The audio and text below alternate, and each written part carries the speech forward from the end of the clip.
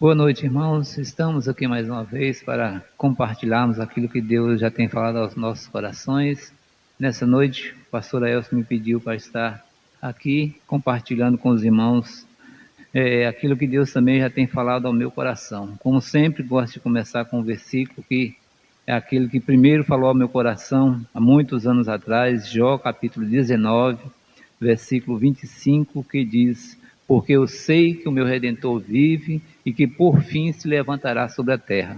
Assim como nós estamos vivendo, Jó também passava por momentos de aflições, mas não se esquecia do poder de Deus e a quem ele servia. Assim também devemos ser nós em todos esses momentos, em todas essas aflições que nós estamos vivendo. Para darmos continuidade no culto, vamos louvar o Senhor com o hino de número 147, o coração em paz.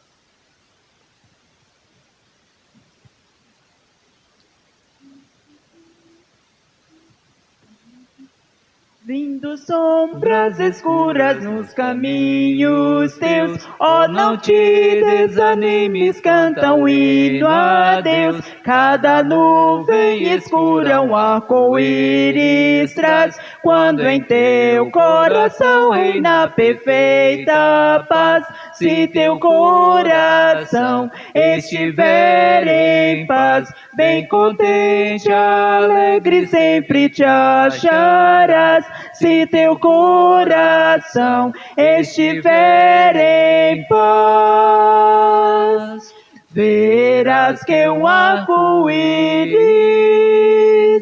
cada nuvem traz. Se o viver é de luta, cheio de amargor, mostra afeto aos aflitos, age em seu favor. E de tudo que sofres tu te esquecerás, fruirás gozo e calma se tiveres paz. Se teu coração estiver em paz, bem contente, alegre sempre te acharás. Se teu coração estiver em paz, verás que um arco-íris cada nuvem traz.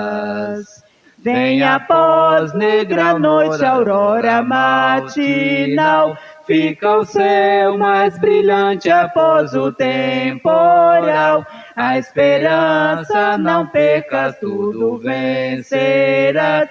Fugirão as tristezas se tiveres paz. Se teu coração estiver em paz, bem contente, alegre sempre te acharás. Se teu coração estiver em paz, verás que o arco-íris cada nuvem traz. Amém.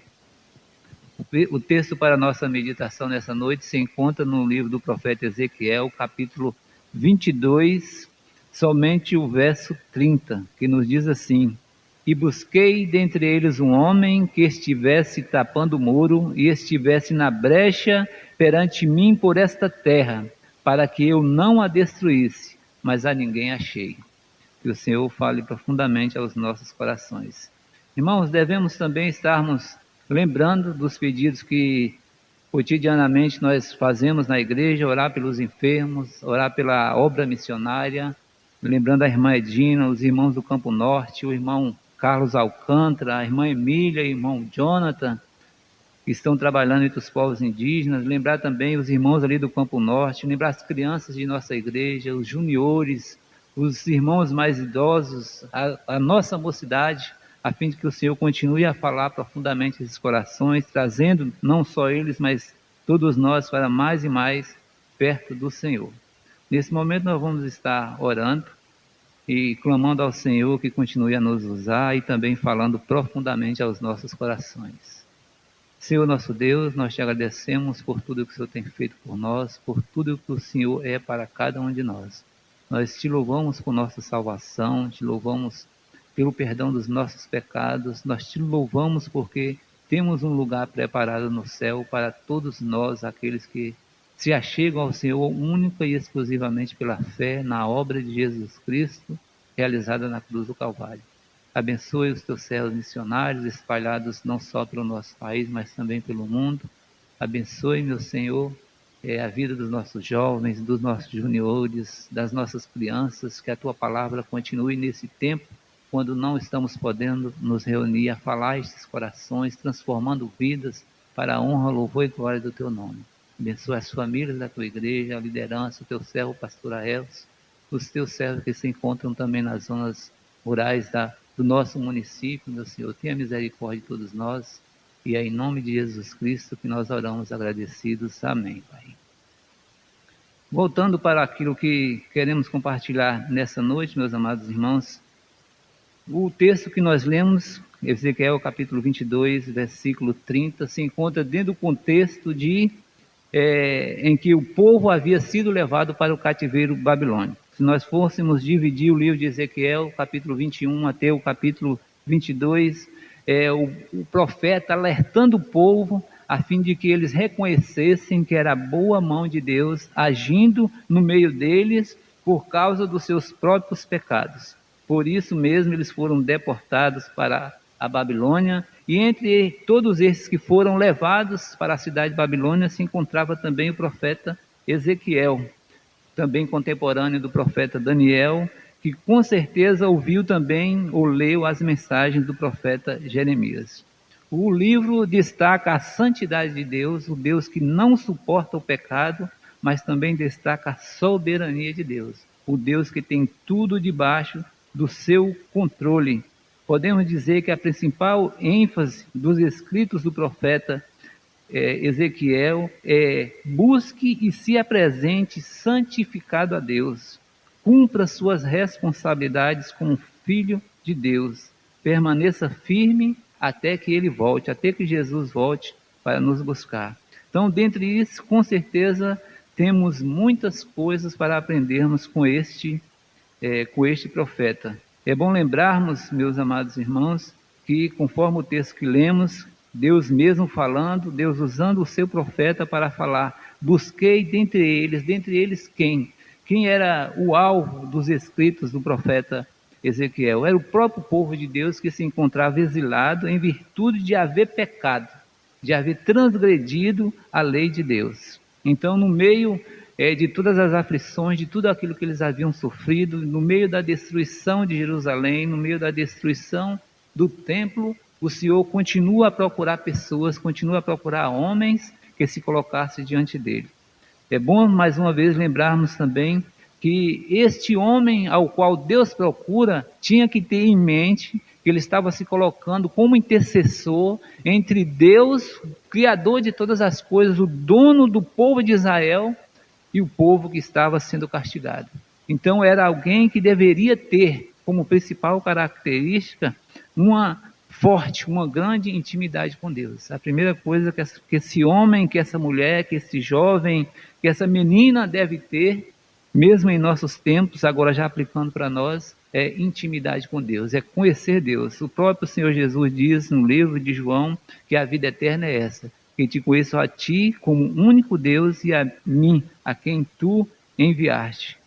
Infelizmente, já nos tempos bíblicos, nos tempos do Antigo Testamento, lá no Salmo 12, o próprio Davi exclama, pede socorro ao Senhor, dizendo, socorro, Senhor, porque já não há homens piedosos, faltam os homens fiéis, aqueles que se dobram diante do Senhor, que reconhecem a situação em que estão vivendo e reconhecem, acima de tudo, que só o Senhor tem poder para resolver todas as coisas. E mesmo assim, se encontrar em paz, sabendo que, sendo filho de Deus, se encontra debaixo da proteção de Deus.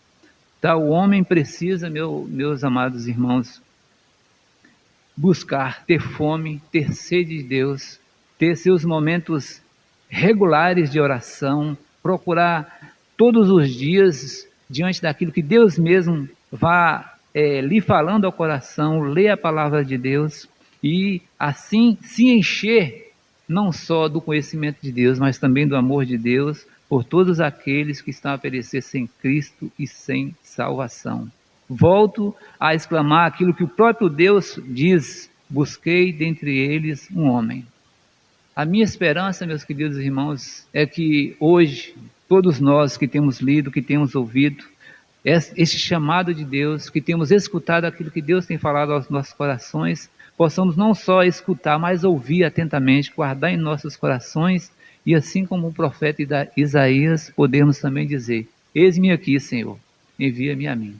Não sei o que Deus, ou como Deus vai te usar, ou como Deus vai me usar, mas outra característica que Deus espera encontrar nestes homens que Ele procura é a disponibilidade, é a confiança de se entregar nas mãos de Deus e esperar que Deus o use, quer seja aqui ou no outro lugar, dentro das próprias circunstâncias ou dentro do nosso dia a dia, naquilo que nós estamos fazendo talvez tão costumeiramente, mas que precisamos sempre nos lembrar que os olhos do Senhor estão em toda parte, contemplando os maus e os bons. A outra coisa que esse homem que Deus procura deve saber é orar, é saber exclamar, clamar, é conhecer a situação e colocar as palavras certas diante de Deus. O Senhor também no livro de Isaías, capítulo 1, versículo 18, Ele mesmo também nos convida a nos colocarmos diante dEle: vinde a mim e coloque diante de mim a sua causa, coloque diante de mim aquilo que você quer que eu faça. Então, nesses termos, nós devemos nos perguntar: como tem sido a minha oração? Qual tem sido o meu clamor nesses dias em que nós estamos vivendo de tanta calamidade, de pandemia, de tanto sofrimento, de tantas ansiedades? Qual tem sido o meu clamor? Como eu tenho me derramado diante do meu Deus? O que eu tenho feito? Eu tenho realmente me disposto a me colocar nessa brecha? A outra característica, quando Deus fala: busquei entre eles um homem que tapasse o muro, é alguém disposto a trabalhar. Quem tapa o muro é alguém que enxerga a rachadura no muro, que enxerga a necessidade daquele muro ser consertado, mas também se coloca nas mãos de Deus como pedreiro, como mensageiro de Deus, como aquele que com a sua vida testemunha de Deus, a fim de que esse muro não seja mais abalado. Irmãos, não temos como deixar de falarmos que estamos vivendo dias em que encontramos não só muros, mas paredes, vidas, famílias rachadas, e que talvez você possa ser este mensageiro do Senhor para tapar essa rachadura, levando uma palavra de conforto, uma palavra de consolo, levando com a sua própria vida aquilo que Jesus Cristo mesmo mostra através de toda a Bíblia: o seu amor, o seu apego, o seu cuidado. Se dispõe nas mãos de Deus, seja este homem, seja essa mulher com essa disposição de tapar esse muro, e além de tapar o muro, o Senhor ainda convida: procurei entre eles um homem que estivesse tapando o muro e estivesse na brecha perante mim por esta terra. Porque quem estava castigando o povo de Israel era o próprio Deus. Deus que usou os babilônios para destruir Jerusalém, para destruir o templo, para deportar todo o povo e matar tantos outros, mas em virtude do pecado do povo de haver abandonado a Deus. Então, nesse momento, é isso que nós devemos reconhecer: como está a minha vida, como está a vida daqueles que me cercam, de que maneira eu devo me colocar diante de Deus, de que maneira eu devo falar com Deus a respeito da situação em que nós estamos vivendo. Todos nós somos conhecedores de tantas mortes, de tantas pessoas que têm contraído o Covid-19 e tantas outras necessidades que aqueles que nos cercam têm. Mas será que nós, como servos de Deus, temos tido a visão de Deus e temos enxergado tudo isso? Mas mesmo se temos visto, se temos enxergado todas essas coisas, qual tem sido a nossa atuação como filhos de Deus diante de todas essas necessidades? Temos clamado a Deus para que nos use, temos clamado a Deus para que nos capacite diante das nossas imperfeições, para que sejamos úteis nas mãos de Deus. Temos clamado a Deus para que Ele tenha misericórdia desse povo que tanto tem sofrido. Muitas vezes, talvez, nós não nos colocamos nessa posição porque estamos vivendo distantes de muitos que têm passado por isso, de muitas famílias que têm perdido seus entes queridos, de muitos que têm sofrido outros males também. Mas mesmo assim, peçamos a Deus que nos encha da misericórdia que só Ele tem, do amor que só Ele tem, para que só assim nós vamos também orar da maneira que agrada a Deus e com aquela fé que Deus vai estar nos ouvindo. Nós devemos ser agradecidos a Deus por tudo que Ele já tem feito, uma vez que pela sua graça e pela sua misericórdia, nós não temos sido atingidos por estes males. Devemos ser gratos a Deus, mas também devemos nos importar com aqueles que estão a perecer sem Cristo, sem salvação. Mencionando mais uma vez o profeta Isaías, no capítulo 6, versículo 8, ele diz: ai de mim que vou perecendo, porque sou um homem de lábios impuros. Mas da mesma maneira como ele clama a Deus para que o purificasse de seus pecados e sua impureza, ele também fala: e habito no meio de um povo de impuros lábios. Ele não deixa de perceber que aqueles que estavam ao seu redor também careciam dos cuidados, do amor, da atenção de Deus, da misericórdia de Deus. Peçamos a Deus que nos encha desta mesma forma, a fim de que aqueles que estão ao nosso redor vejam a luz de Jesus Cristo brilhar na nossa vida. Vejam Jesus Cristo, mesmo sem nós estarmos falando diretamente. Jesus Cristo salva, só Jesus Cristo é o caminho, a verdade e a vida, mas que as nossas vidas, em meio a tudo isso que o mundo está vivendo, não só o país, que as nossas vidas resplandeçam a luz do céu que salva, que ilumina, que resgata as pessoas das trevas e transporta-as para o reino de luz, que é reinado, onde tem como sumo rei, rei dos reis, o nosso Senhor Jesus. Eu e você somos estes homens que Deus está procurando. Nós, como servos de Deus, não só homens, mas mulheres, jovens, moças e moços, somos os instrumentos que Deus está querendo usar. Mas onde nós estamos? Qual a visão que nós queremos ter?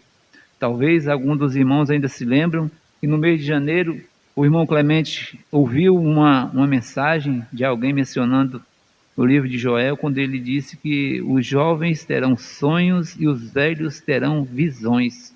E eu me lembro muito bem de ter também comentado naquela época de que tipo de sonho é esse que Deus disse que os jovens teriam. Que tipo de visão é este que Deus diz que os velhos teriam? É a visão do reino de Deus, é a visão de Jesus Cristo. Não importa as circunstâncias, não importa as aflições, as tribulações que estejam nos cercando, nós nunca devemos deixar de olhar para o alto, para Jesus, o autor e consumador da nossa fé. Que o Senhor nos abençoe, que o Senhor nos use para a louvor, honra e glória do teu nome, que nós não percamos de vista, meus amados irmãos, mesmo em meio à pandemia mundial que estamos vivendo, que Jesus Cristo continua salvando. Que o Evangelho é o poder de Deus para a salvação de todo aquele que crê. Mas a pergunta de Paulo, também no capítulo 9, continua ressoando, continua falando aos nossos corações. Mas como ouvirão se não há quem pregue? Não ouvirão. A Bíblia é enfática em dizer que a fé vem pelo ouvir, e o ouvir a palavra de Deus. Se você não está tendo condições de pregar, viva. Viva Jesus Cristo, e muitas pessoas serão atraídas para Jesus Cristo. Que o Senhor nos abençoe, nos use e guarde, nos dê um bom restante de noite e continue a falar aos corações de toda a sua igreja. Em nome de Jesus, amém.